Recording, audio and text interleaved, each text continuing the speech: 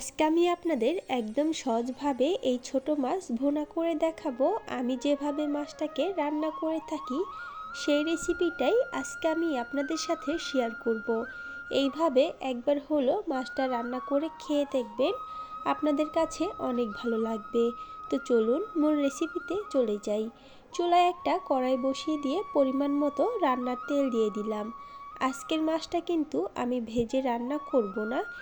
এই মাছটা না ভেজে রান্না করলেই আমার কাছে খেতে অনেক ভালো লাগে। আপনারা চাইলে মাছটাকে আগে একটু ভেজে নিতে পারেন। আমি তেলটা গরম হয়ে যাওয়ার পর এখানে পেঁয়াজ দিয়ে দিলাম।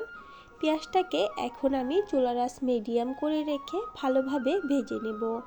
তার আগে আমি এখানে দিয়ে দেব লবণ। লবণের পরিমাণটা এই পর্যায়ে আমি অল্প দিয়েছি, পরবর্তীতে টেস্ট করে আবার লবণ অ্যাড করে নেব। পেঁয়াজটাকে আমি মিডিয়াম আঁচে ভালোভাবে ভেজে নিয়েছি। এখন চুলার আঁচটা একদম লো করে দিয়ে এখানে আমি সব ধরনের মশলা দিয়ে দিচ্ছি। দিয়ে দিলাম আদা রসুন বাটা, টমেটো, কাঁচামরিচ, লাল মরিচের গুঁড়া আর হলুদের গুঁড়া। এখন আমি চুলার আঁচটাকে বাড়িয়ে দেব আর এখানে দিয়ে দেব সামান্য একটু পানি। পানিটা দিয়ে দেওয়ার পর আমি মশলাটাকে ভালোভাবে কষিয়ে নেব। মশলাটা কষানোর সময় চুলার আঁচটা মিডিয়াম করে রেখে মশলাটা কষালে তরকারির স্বাদটা অনেক ভালো আসে।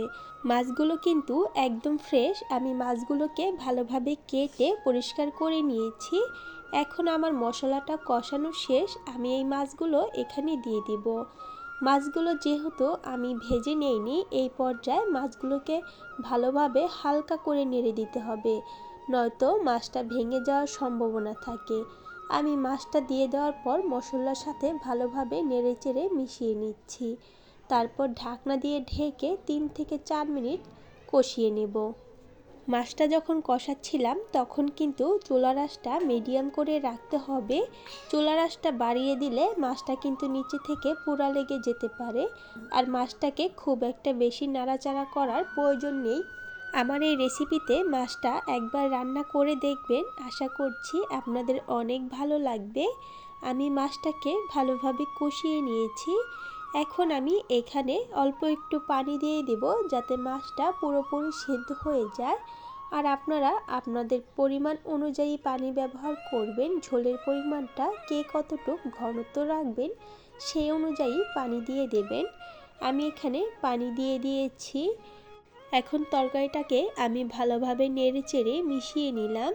ঢাকনা দিয়ে ঢেকে চুলার আঁচটাকে একটু বাড়িয়ে দিয়ে বলক এনে নেব। যখন বলক চলে আসবে তখন আমি চুলার আঁচটা আবারও মিডিয়াম করে দেব। আমার তরকারিটা কিন্তু প্রায় রান্না করা শেষ। এই পর্যায়ে আমি লবণটা টেস্ট করে নিব আর হালকা করে তরকারিটা একটু নাড়া দিয়ে দিচ্ছি। এখন আমি এখানে দিয়ে দেব ধনিয়া পাতা। এই তরকারিতে চেষ্টা করবেন ধনিয়া পাতা ব্যবহার করতে, এতে তরকারির স্বাদটা আরও বেশি বেড়ে যাবে। ধনিয়া পাতা দিয়ে দেওয়ার পর আমি আবারও ভালোভাবে নেড়ে ঢাকনা দিয়ে ঢেকে আরও কিছুটা সময় তরকারিটাকে রান্না করে নেব। আমি তরকারির ঝোলটাকে আরেকটু শুকিয়ে নেব। আর চেষ্টা করবেন তরকারিটা রান্না করার বেশ কিছুক্ষণ আগে ধনিয়া পাতাটা দিতে, এতে করে তরকারির ফ্লেভারটা অনেকটাই ভালো আসে। আমার তরকারিটা কিন্তু রান্না করা শেষ। আমি এখানে আরও কিছুটা লবণ অ্যাড করেছিলাম। এখন আমি তরকারিটাকে নামিয়ে পরিবেশন করে নেব। ভিডিওটা আপনাদের কাছে কেমন লেগেছে কমেন্ট করে জানিয়ে দেবেন। আজকের ভিডিওটা ছিল এই পর্যন্তই। সবাই ভালো থাকবেন। আল্লাহ হাফেজ।